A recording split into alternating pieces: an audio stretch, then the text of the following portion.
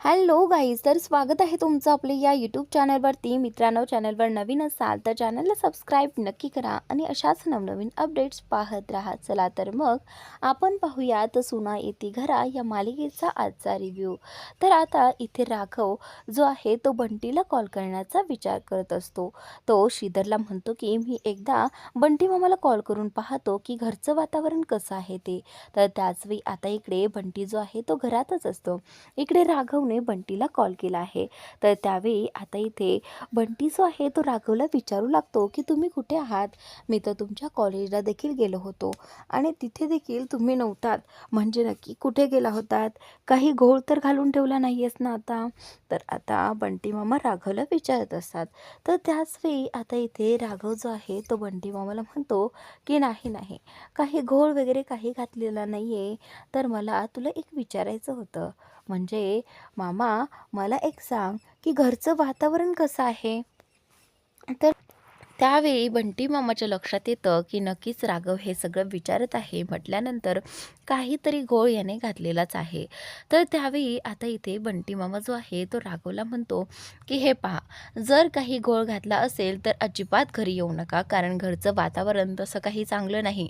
दाजी प्रचंड चिडलेले आहेत आणि तुमच्यावरती सगळा राग निघेल, आणि जर तुम्ही काही केलं नसेल तरच तुम्ही घरी या, असं आता बंटी मामाने सांगितल्यानंतर राघवला आता टेन्शन येतं की काय करावं. आता बंटी मामाने तर असं सांगितलं आहे म्हटल्यानंतर खरंच आप्पा चिडलेले असतील का? तर त्यावेळी आता इथे राघव बोलतो की आता आपण इथे खूप वेळ झालाय थांबलो आहे, चला आता घरी जायला हवं. इकडे बंटी मामा म्हणत असतात की काय केलं असेल या राघवने आणि श्रीधरने, काय घोळ घालून ठेवला असेल, हा विचार आता इथे बंटी मामा करत असतो. पण आता त्याचं डोकं ना अक्षरशः दुखायला लागलं आहे. विचार करून त्याला कळत नसतं की नक्की काय करत असतील हे लोक. तर आता तो बोलतो की जाऊ देत, आता जेव्हा ते घरी येतील तेव्हाच ते कळेल, जास्त विचार करून काहीच फायदा नाही. त्याचनंतर असं म्हणून बंटी जो आहे तो तिथून जाऊ लागतो. इकडे आता शिवनाथ जो आहे तो आतमध्ये बसलेला असताना शिवनाथच्या डोक्यात तो सामूहिक लग्नाचा विचार येतो. कशा छान पद्धतीने त्या मुलांचा विवाह पार पडला आणि आपण उमाने आणि मी त्या सगळ्यांना आशीर्वाद दिले, हे पाहून ना शिवनाथला खूप छान वाटलं आहे. तर त्याचवेळी शिवनाथ जो आहे त्या मुलांच्या ऐवजी स्वतःच्या मुलांचा विचार करू लागतो. आज ती मुलं किती खुश होती ना. असंच एक दिवस आपल्या मुलांचाही छान धूमधडाक्यात मी बार वाजवणार आहे, त्यांचं लग्न असंच धूमधडाक्यात करणार आहे आणि मला माझ्या अगदी संस्कारी अशा हव्या आहेत आणि मी माझ्या सुना अगदी निरखून शोधणार आहे, असं आता इथे शिवनाथ उमाला सांगत असतो. तर त्यावेळी शिवनाथच्या चेहऱ्यावरचा आनंद उमा पाहते की शिवनाथला खरंच आपल्या मुलांसाठी सुना शोधण्यात किती आनंद आहे हे उमाला दिसत असतं. तर त्यावेळी जेव्हा मुलांच्या लग्नाचा विषय येतो त्यावेळी उमाच्या लक्षात लगेचच माधवचा विचार येतो, कारण माधव मधुरावर प्रेम करतो आहे आणि तो फक्त आपल्या दोघांमुळेच ते नाकारत आहे. तो तिला मागं टाकण्याचा, तो तिला विसरून जाण्याचा प्रयत्न करत आहे, पण माधवच्या मनाविरुद्ध होईल असं उमाला काही करायचं नसतं. पण आता इकडे उमा जी आहे ती शिवनाथला म्हणत असते की अहो, होईल सगळं काही, तुम्ही खूप विचार करता आहात. हे पहा, आपल्याला अगोदर सुना तर शोधायला हव्यात ना. तर आता इथे हा शिवनाथ जो आहे तो बोलतो की हो, मी करेल ना ते सगळं, मी माझ्या सुना माझ्या पसंतीने निवड करणार आहे आणि जी पसंत माझी असेल तीच माझे लेकं निवडणार आहेत, असं शिवनाथला वाटत असतं. तर तेवढ्यातच आता इथे उमाच्या चेहऱ्यासमोर मधुराचा चेहरा आठवतो की खरंच मधुरा ही आपल्या माधवसाठी बेस्ट आहे आणि चांगली मुलगी आहे, असा विचार आता इथे उमाच्या डोक्यात येतो. तर त्यावेळी शिवनाथ जो आहे तो बोलतो की काय झालं उमा, तुम्ही लग्नाचा विषय काढला की तुमच्या चेहऱ्याचा रंग उडतो, काय झालंय, तुम्ही खुश नाही आहात का? तर त्यावेळी उमा जी आहे ती बोलतं की नाही हो, असं काही नाही आहे. तर त्याचनंतर आता शिवनाथ जो आहे तो पुढे इथे उमाला लग्नाबद्दलच बोलत असतो की कशा पद्धतीने तो शिवनाथ मुली शोधणार आहे आणि कशा पद्धतीने त्याला कुठल्या घराण्यामधल्या त्या सुना हव्या आहेत याचं वर्णन आता इथे तो उमाला सांगत असतो. आणि त्याचवेळी आता शिवनाथच्या लक्षात येतं की ही पद्मा जी आहे ती नेहमीच शिवनाथला खाली पाडण्याचा प्रयत्न करत असते. पण यावेळी शिवनाथ जो आहे तो म्हणत असतो की उमा, यावेळी बघ मी माझ्या सुना कशा शोधून आणतो आणि पद्माच्या नाकावर टिचून मी या माझ्या सुना माझ्या घरात आणेल आणि तिच्यासमोर आपलं कसं जोडून ठेवते तेही तिला दाखवेल. तर त्याच नंतर आता इथे पद्माचं नाव घेतल्यामुळे उमा जी आहे ती शांत झालेली आहे. कारण तिला माहिती आहे की पद्माचं नाव घेतल्यानंतर शिवनाथलाही खूप राग येतो. तर आता इकडे पद्मा आणि हा जो भास्कर आहे ते दोघेही जण रागारागात घरी आलेले असतात. घरी येत हा भास्कर तनतन करत असतो. भास्कर म्हणतो की एवढं सगळं प्लॅन करून थोड्या वेळासाठी सगळं फिसकटलं, त्याचा काहीच उपयोग झाला नाही. तर त्यावेळी आता इथे ही जी काही पद्मा आहे ती म्हणते की भास्कर, एवढा लोड चांगला नाही, एवढं टेन्शन घ्यायचं नाही आहे. हे बघ, आत्ता जरी आपल्या मनासारखं झालं नाही तर थोड्या वेळाने का होईना आपल्या मनासारखं तर होणारच आहे ना. तो राघव कधी ना कधी, थोड्या वेळाने का होईना किंवा कधी ना कधी का होईना, तो श्रीधरला आणि त्या मुलीला या घरात घेऊन तर नक्कीच येईल. आणि त्यावेळी मग आपण बघूयात काय करायचं आणि काय नाही ते. तेवढ्यात आता ही जी पद्मा आहे ती भास्करला म्हणते की एका मुलाचं सामूहिक विवाहामध्ये आपण लग्न लावलं, पण दुसऱ्या मुलाचं असं काहीतरी करायचं जेणेकरून त्याचं लग्न कधी जमणारच नाही. तर आता इथे भास्करला ती सांगते आणि तिने लगेचच विवाह संस्थामध्ये फोन केलेला आहे. तर तिथल्या एका व्यक्तीने फोन उचलला आहे आणि त्यावेळी ती नाव सांगू लागते की मला ज्या मुलासाठी मुलगी पाहायची आहे त्या मुलाचं नाव आहे माधव शिवनाथ. तर त्यावेळी आता इथे तो समोरचा व्यक्ती जो आहे तो पद्माला विचारू लागतो की काय झालं, तुम्हाला यांच्यासाठी लवकरात लवकर मुलगी हवी आहे का. तर त्यावेळी पद्मा जी आहे ती बोलते की आता नीट लक्ष देऊन ऐका, मी काय सांगते ते. तो शिवनाथचा मुलगा माधव याला कुठलंही स्थळ घेऊन जायचं नाही आणि गेले तरी हे पहा ते स्थळ जे आहे ते त्यांच्यासाठी पात्र नाही असंच दाखवायचं. तर आता इथे ती बोलते की त्या मुलाचं लग्न हे जमताच कामा नये आणि त्यासाठी आता पद्माने त्या व्यक्तीला पैसे दिले आहेत. तर आता तो व्यक्ती देखील पद्माचं ऐकायला तयार होतो. आणि त्याच नंतर आता इकडे हा जो राघव आहे तो श्रीधरला बोलतो की श्री, चल आता हे पाणी पिऊन घ्या दोघंजणं, तुम्ही तर जाम टेन्शन घेतलं आहे. तर आता श्रीधर जो आहे तो राघवला बोलतो की आता मला कळत नाही की आपण घरी कसं जायचं, आपण ना हे सगळं कसं सांगायचं, मला तर जाम टेन्शन आलंय. तर आता राघव बोलतो की हे बघ, आता तुझं लग्न झालं आहे, तुझ्यावरती बहिणींचीही जबाबदारी आहे आणि तुला हे करावंच लागेल. तर त्यावेळी आता इथे राघव जो आहे तो बोलतो की बघ एकदा बहिणीकडे बघ, त्या घाबरतायत का कुणाला. तर त्यावेळी आता इथे हा जो श्री आहे तो बोलतो की तिला कसलं आलंय टेन्शन, ती एकदम टेन्शन फ्री आहे. तर त्याचवेळी आता श्रीधरला खूप काळजी वाटते की आप्पा काय म्हणतील, आप्पा आम्हा दोघांना ॲक्सेप्ट करतील का, की आप्पा आम्हाला घराबाहेर काढतील. हा प्रश्न आता श्रीधरला पडलेला असतो. तर आता राघव एकदम टेन्शन फ्री असतो. त्याला कुठेतरी वाटत असतं की आप्पा यांना ॲक्सेप्ट तर करतीलच, पण तरीही त्याला वाटत असतं की आता घरचं वातावरण बघून जायला हवं. जर आप्पा आधीच तापले असतील तर आणि आम्ही गेल्यानंतर अजून तापले तर हा विषय व्हायला नको, म्हणून त्याने मागोवा घेतला होता बंटी मामाकडनं की घरचं वातावरण कसं आहे. तर त्यानंतर आता इकडे श्री जो आहे तो घरी जायलाच तयार नसतो. तो राघवला बोलत असतो की नाही, आपण इथेच थांबूया, घरी जायलाच नको. तर आता राघव बोलतो की श्री, मला सांग, आपण काय आता इथेच थांबणार आहोत का, आणि असं किती वेळ थांबणार आहोत. तर त्यावेळी प्रियंका जी आहे ती बोलते की बरोबर आहे भाऊजी तुमचं, चला असं किती वेळ थांबणार ना, आणि कोणी सांगायच्या आत आपणच घरच्यांना सांगितलं पाहिजे, नाहीतर ते आपल्यावरती अजूनच ओरडतील, असं आता इथे ती श्रीधरची बायको प्रियंका म्हणत असते. त्याच नंतर आता इकडे घरी शिवनाथ जो आहे तो पेपर वाचत बसलेला असतो आणि आता वेदा तिथे येते. वेदा आल्यानंतर ती बोलते की आप्पा तुम्ही चहा घेतला का. तर त्यावेळी आता इथे आप्पा बोलतात की हो वेदा, असं म्हणत आता ती तो कप घेऊन जाते. आणि त्याचनंतर आता इकडे ज्यावेळी वेदा आतमध्ये जाते त्यावेळी शिवनाथला एक कॉल येतो. खरं तर तो विवाह संस्था या ठिकाणाहून आलेला असतो. तर त्यावेळी आता इथे शिवनाथ जो आहे तो बोला की असं फोनवरती बोलू लागतो. तर आता तो समोरचा व्यक्ती जो आहे तो शिवनाथला सांगू लागतो की आम्ही तुमच्या मुलासाठी एक मुलगी शोधली आहे आम्ही विवाह संस्थेतून बोलत आहोत. तर आता शिवनाथ जो आहे तो बोलतो की बोला ना, म्हणजे तुम्ही आमच्या मुलासाठी तर मुलगी शोधली आहे, बरंच झालं. तर आता इथे तो समोरचा व्यक्ती जो आहे तो शिवनाथला विचारू लागतो, काय मग आजच तुमच्या घरी तुमचा मुलगा पाहायला आले मुलीकडचे, तर चालतील ना मग? तर त्यावेळी आता शिवनाथ जो आहे तो फोनवरती बोलतो की हो हो चालेल, अगदी चालेल, त्यामुळे तुम्ही बिनधास्त घरी या.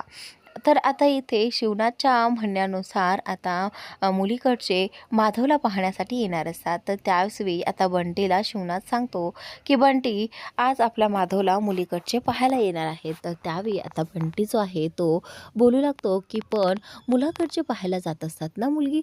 तर आता तो हे विचार करू लागतो. तर समोरच इकडे शिवनाथला उमा दिसते. उमा दिसल्यानंतर शिवनाथ जो आहे तो उमाशी बोलण्यासाठी जातो. तर आता बंटी हाच विचारत असतो की हे मुलीकडचे पाहण्यासाठी येत आहेत, नक्की हा विषय काय आहे?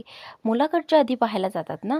तर त्यानंतर आता शिवनाथ उमाला सांगू लागतो की उमा, आज ना आपल्या माधवला पाहण्यासाठी मुलीकडची येत आहेत. तर आता इथे उमा बोलते की काय?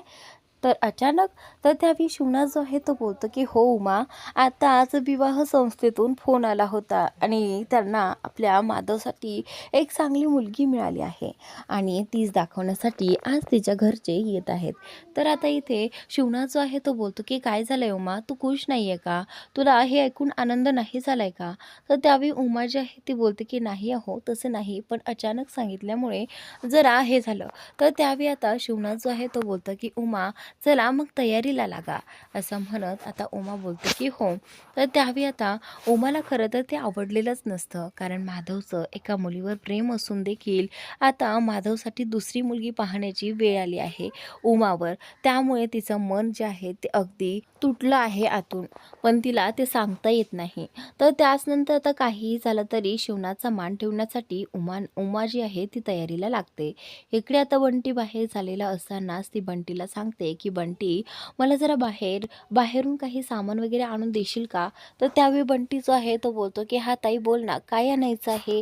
तर त्यावेळी आता ती बोलते की मला ना शिऱ्यासाठी ड्रायफ्रूट्स हवे आहेत, काजू बदाम आणि बाकी अजून काही भाज्याही आण, असं आता इथे ती त्याला सांगत असते. आणि आता उमा एक एक करून बंटीला वस्तू सांगत असते आणि तिची धावपळ भास्कर आणि ही पद्मा देखील पाहत असतात. तर त्यावेळी आता ही पद्मा जी आहे ती बोलते की उमे, काय करायचं आहे ना ते कर, पण तुला कितीही वाटलं ना तरीही तुझ्या मनासारखं काहीच होणार नाही. भास्कर आणि ही जी पद्मा आहे ते दोघेही जण वरती उभा राहून हे सगळं पाहत असतात. तर आता या पद्माला फक्त शिवनाथची मज्जा पाहायची आहे. कधी एकदा तो राघव त्या श्रीला आणि त्या मुलीला घेऊन घरी येईल याची ही पद्मा वाट पाहत असते. आणि ते आल्यानंतर आता हे स्थळाकडचे कसे त्यांचा अपमान करतील हे तिला खरं तर पाहायचं असतं, आणि म्हणूनच तिने आज पाहुणे तिच्या घरी पाठवलेले आहेत.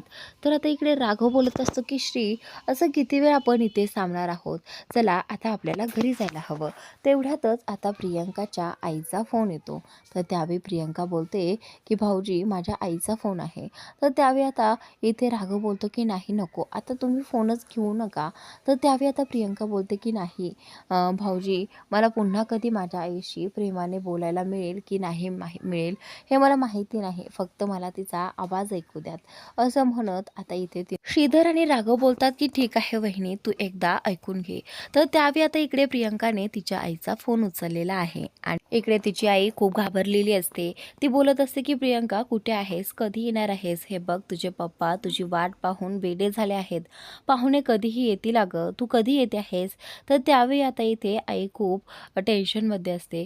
तर त्यावेळी आता इकडे प्रियंका जी आहे ती बोलते की आई सॉरी. तर आता सॉरी बोलून इथे तिने आईचा फोन कट केलेला आहे आणि इकडे प्रियंका रडायला लागलेली आहे.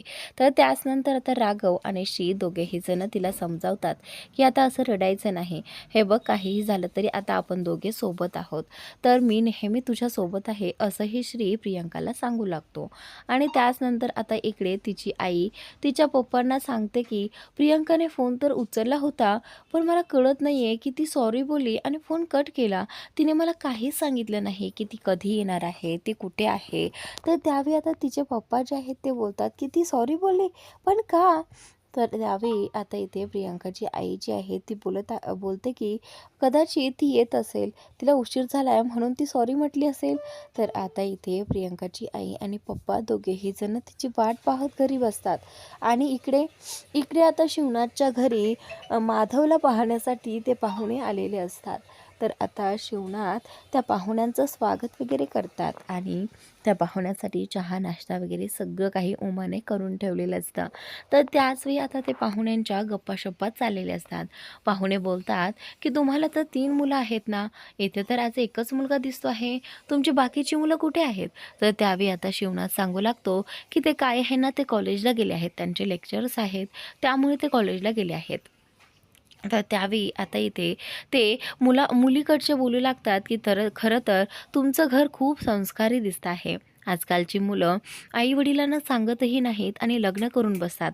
पण तुमचा विषय हा अगदी वेगळाच आहे बरं का. आणि आम्हाला हे खूप आवडलं आहे की तुम्ही मुलांसाठी अरेंज मॅरेज करत आहात, तुम्ही मुलांसाठी स्थळ पाहत आहात.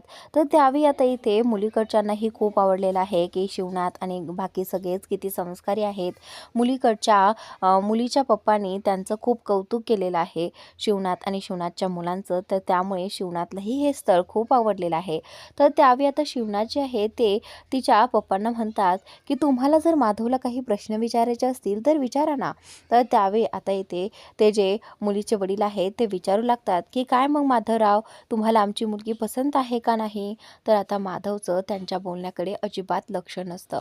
माधवच्या डोळ्यासमोर फक्त मधुरा येत असते, कारण त्याने मधुराशिवाय दुसऱ्या कुठल्याच मुलीचा विचार केला नव्हता.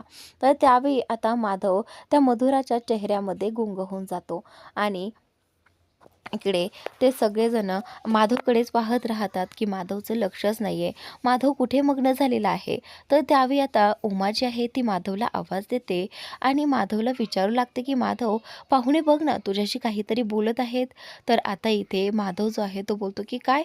तर त्यावेळी आता पाहुणे पुन्हा एकदा विचारतात की काय मग, तुम्हाला आमची मुलगी पसंत आहे का?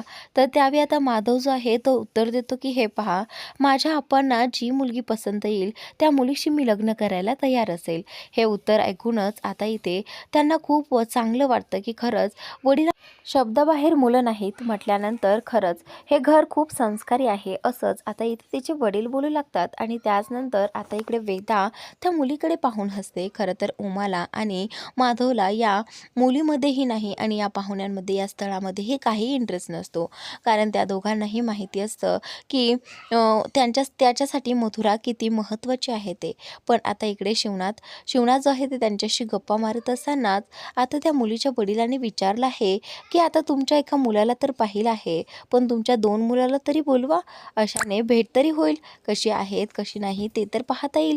तर त्यावेळी आता इथे शिवनाथ जे आहे ते उमाला म्हणतात की उमा पहा तरी एकदा त्यांना फोन करून, राघव आणि श्रीधर कुठपर्यंत आले आहे ते एकदा पहा तरी. तर आता इथे उमा बोलते की ठीक आहे. तर त्याचनंतर आता इकडे माधवने ना त्या मुलीकडे पाहिलेलं असतं, तर त्याला त्या मुलीमध्ये काही इंटरेस्ट असतो. तर इकडे आता या सगळ्यांच्या गप्पा झालेल्या असतात आणि इकडे वेदा बोलते की आप्पा मी राघव आणि श्रीधरला फोन लावते, असं म्हणत आता वेदा जी आहे ती फोन करण्यासाठी जाते. तर त्याचनंतर आता इकडे हा जो शिवनाथ आहे तो त्या पाहुण्यांसमोर आपल्या मुलांचं कौतुक करू लागतो आणि त्याचनंतर इकडे पाहुणेही ते सगळं ऐकत असतात. तर आता शिवनाथ जो आहे तो बोलतो की ते काय आहे ना, आमच्या मुलांना शेतीमध्ये खूप इंटरेस्ट आहे आणि आज त्यांचंच लेक्चर होतं शाळेत, ते शेतीविषयी मुलांना काहीतरी मार्गदर्शन करणार होते. तर त्यावेळी आता इथे हे पाहुणे जे आहेत ते बोलतात की अच्छा हो का, म्हणजे तुमची मुलं खरंच खूप संस्कारी आहेत. आजकाल शेती कोणाला आवडते करायला, पण शेती केली पाहिजे ना, कोणी ना कोणीतरी शेती केली पाहिजे, असं आता इथे ते पाहुणे म्हणत असतात. तर त्याचनंतर आता इकडे पुढील भागात राघव जो आहे तो श्रीधर आणि या प्रियंकाला घेऊन घरी आलेला आहे आणि आता वेदा मोठ्याने ओरडते की आई अप्पा बाहेर या. आई अप्पा जेव्हा बाहेर येतात तर त्यांनी अक्षरशः डोळे फाकून त्या दोघांकडे पाहिलेलं आहे. आणि आता इथे आल्याच इकडे या शिवनाथने श्रीधरच्या कानाखाली लगावली आहे आणि इकडे उमाने देखील लगावलेली आहे. आणि आता त्याचनंतर आता त्यांच्यासोबत राघव असतो. तर आता शिवनाथने राघवला संदिशी वाजवून त्याला खाली पाडलेला आहे आणि या सगळ्याला जबाबदार राघवच असणार. असं शिवनाथने सगळ्यांसमोर म्हटलं आहे. तर त्याचनंतर आता इकडे ज्यावेळी श्रीधर आणि प्रियंकाला असं मंडोळ्या वगैरे लावताना पाहिल्यानंतर इथे शिवनाथला खूप मोठा धक्का बसला आहे की हे सगळं काय केलंय. तर त्याचवेळी आता इकडे पुढील भागात ही पद्मा जी आहे ती शिवनाथला म्हणते की शिवनाथ, मी तुला म्हटलेच होते, एकदा की तुझी मुलं मोठी झाली तर त्याच्या मनानेच ते सुना घरला घेऊन येतील आणि ज्या दिवशी सुना घरला येतील त्या दिवशी तुझं घर तुटेल. आणि बघ शिवनाथ, आज माझे शब्द खरे ठरले, असं आता इथे पद्मा शिवनाथला म्हणत असते. तर मित्रांनो, पद्मा आणि रुद्रांश दोघेही जण नाचू लागतात, कारण यांच्या घरी जेव्हा भांडण तंटा वगैरे सगळं काही होतं ना, त्यावेळी ह्या पद्माने ठरवलेलं असतं की इकडे जल्लोष साजरा होणार आणि आता ही पद्मा रुद्रांश सोबत नाचू लागते. तर मित्रांनो, आजचा भाग इथे संपतोय. पुढील भाग नक्की पहा आणि आपल्या या यूट्यूब चॅनलला सबस्क्राईब नक्की करा.